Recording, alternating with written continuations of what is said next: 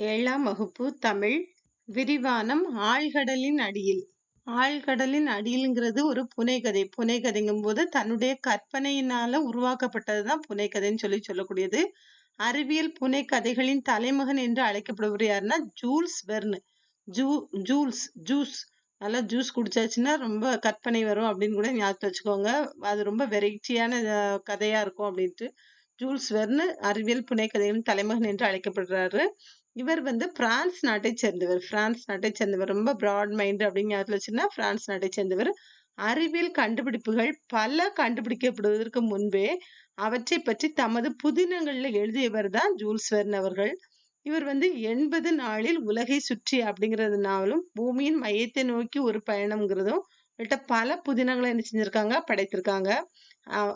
Joules Verne எழுதிய ஆழ்கடலின் அடியில் என்னும் புதினம் தான் குறிப்பிடத்தக்க ஒன்றா காணப்படுது.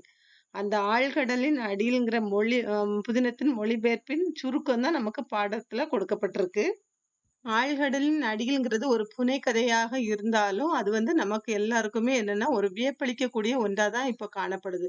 இந்த கடலானது பல்வேறு விந்தைகளை தன்னுள்ள கொண்டு காணப்படுது. கடலுக்கடியில பல்வகையான தாவரம், மீன்கள், விலங்குகள், பவளப்பாறைகள், எரிமலைகள் என புதுமைகள் பலவும் நிறைந்து காணப்படுவதை நம்ம படிச்சிருப்போம்.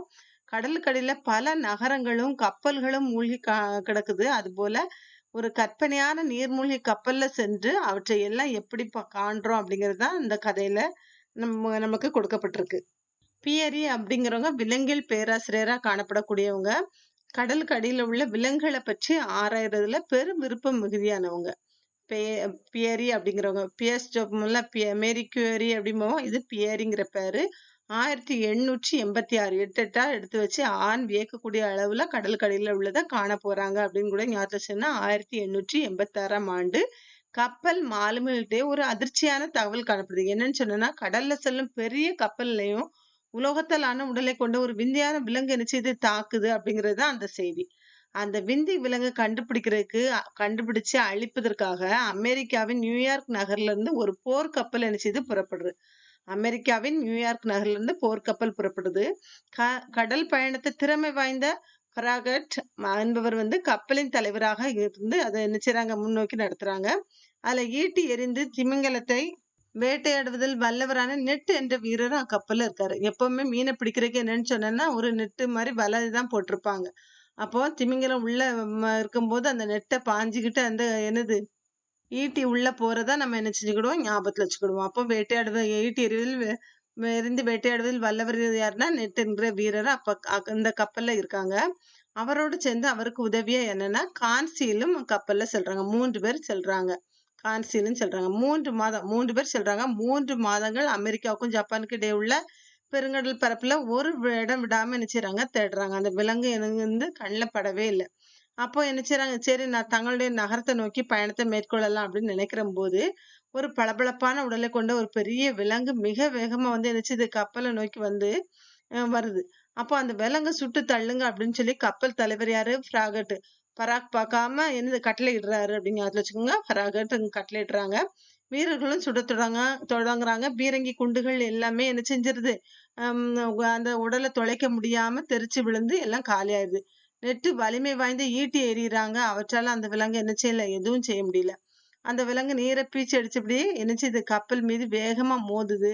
கப்பல்ல இருந்து அவங்க கடல்ல தூக்கி வீசப்படுறாங்க. அப்படியே மயக்கமடைஞ்சு போறாங்க.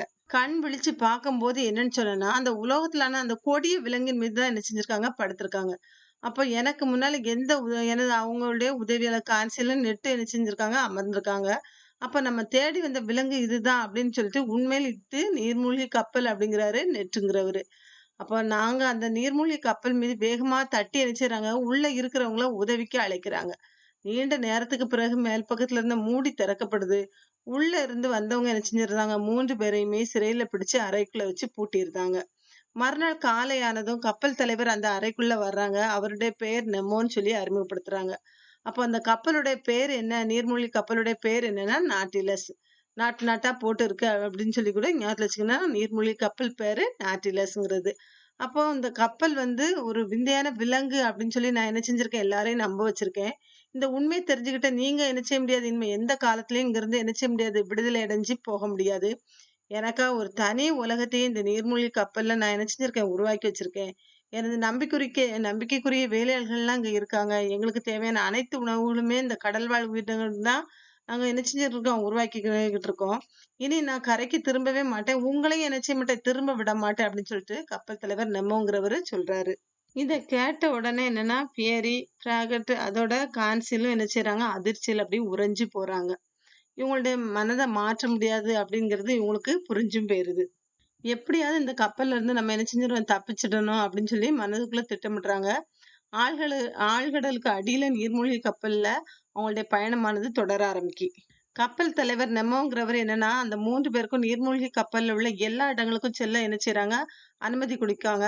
அப்ப அந்த அனுமதியின் பேர்ல அவங்க என்ன செய்றாங்க, எல்லா இடத்துக்கும் சென்று பார்க்காங்க. அப்போ கப்பல்ல மிகச்சிறந்த நூலகம் ஒன்றும், மிகப்பெரிய அருங்காட்சியகம் இவையெல்லாம் காணப்படுது. இத பார்த்த உடனே இந்த அரிய அறிவுலங்கள் யாருக்குமே பயன்படாம ஆழ்கடல்ல மூழ்கி கிடக்குதே அப்படின்னு சொல்லி இவங்க வருத்தப்படைறாங்க. இந்த கப்பல் வந்து எந்த கடல்ல, எந்த பகுதியில இருக்கு, கடலுக்கு அடியில எவ்வளவு ஆழத்துல இருக்கு, ஆயிற்றெல்லாம் துல்லியமா காட்டக்கூடிய பெரிய திரை ஒன்றும் அந்த கப்பல்ல காணப்படுது. அப்போ அந்த கப்பல் செல்வதற்கு ஆற்றல் எங்கிருந்து கிடைக்குது அப்படின்னு சொல்லிட்டு நம்மோட கேட்காங்க. நெமோவும் என்ன சொன்னேன்னா, கப்பல் செல்றதுக்கு இங்க உள்ள விளக்குகள் எரிவதற்கு தேவையான மின்சாரத்த தயாரிக்கும் கருவிகள்லாம் இங்கேயே உள்ள இருக்கு அப்படிங்கிறத எடுத்து சொல்றாங்க. அப்போ கப்பல ஆழத்துக்கும், கடல் மேல் மட்டத்துக்கும் எப்படி கொண்டு செல்றீங்க அப்படின்னு சொல்லி கேட்கறாங்க. அப்போ கப்பல்ல மிகப்பெரிய என்ன செய்யுது நீர் தொட்டி காணப்படுது. அந்த நீர் தொட்டியில தண்ணீர நிரப்பும்போது கப்பலுடைய வெயிட் அதிகரிக்கிறதுனால கப்பல் கடலுக்கு அடியில என்ன செஞ்சு காணோம்.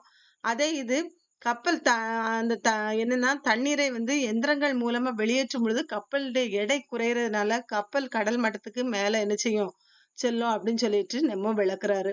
அப்போ எல்லாம் சரி, மூச்சு விடுறதுக்கு காற்று எப்படி கிடைக்குது? அப்படின்னு சொல்லி கேட்கறாங்க. அப்ப சில நாட்களுக்கு ஒரு முறை கப்பல் வந்து கடல் மட்டத்துக்கு மேல வரும்போது, அதனுடைய மேல் மூடிய திறந்து காற்ற என்ன செஞ்சுருவோம், புதுப்பித்துக் கொள்வோம். அது மட்டும் இல்லாம, இந்த காற்று சேகரித்து வைத்துக் கொள்ளும் பைகளும் இங்க காணப்படுது.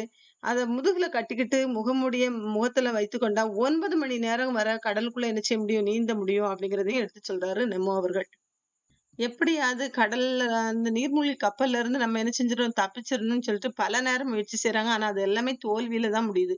ஒரு நாள் திடீர்னு கப்பல் வந்து கடல் மட்டத்துல நின்றுது. "என்ன ஆயிற்று?" அப்படின்னு சொல்லி நம்மோட்ட கேட்கும்போது, கடலுக்குள்ள இருக்கும் கடற்புற்று காரணமா கடல் புற்றுங்கும்போது மணல் திட்டு காணப்படும்ல, அந்த மணல் திட்டுல கப்பல் வந்து சிக்கிக் கொண்டுட்டு, இன்னும் 1 வாரத்துல முழு நிலவு நாளன்று கப்பலுடைய நீர்மட்டம் உயரும் அப்படிங்கிறத எடுத்து சொல்றாங்க. அப்போ முழு நிலவு நாளன்று கப்பலுடைய கடலுடைய நீர்மட்டம் என்ன செய்யுது உயரக்கூடிய நாளா காணப்படுது. கடல் ஓதம்ன்னு சொல்லி சொல்வோம்.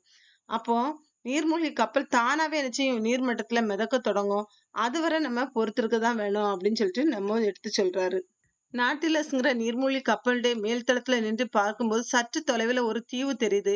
நம்மோட இசை பெற்று என்ன செய்றாங்க, கான்சிலும், ஃப்ராகட்டும் படக எடுத்துக்கிட்டு அந்த தீவுக்கு செல்றாங்க. அங்கு ஏராளமான காய்கறிகள சேரிச்சு படகுல ஏத்துறாங்க. திடீர்னு அந்த தீவ சேர்ந்த மனிதர்கள் வந்து கொன்று தின்னு வழக்கமுடையவங்க. அதனால அந்த மனிதர்கள என்ன செய்றாங்க, துரத்திட்டு வர்றாங்க.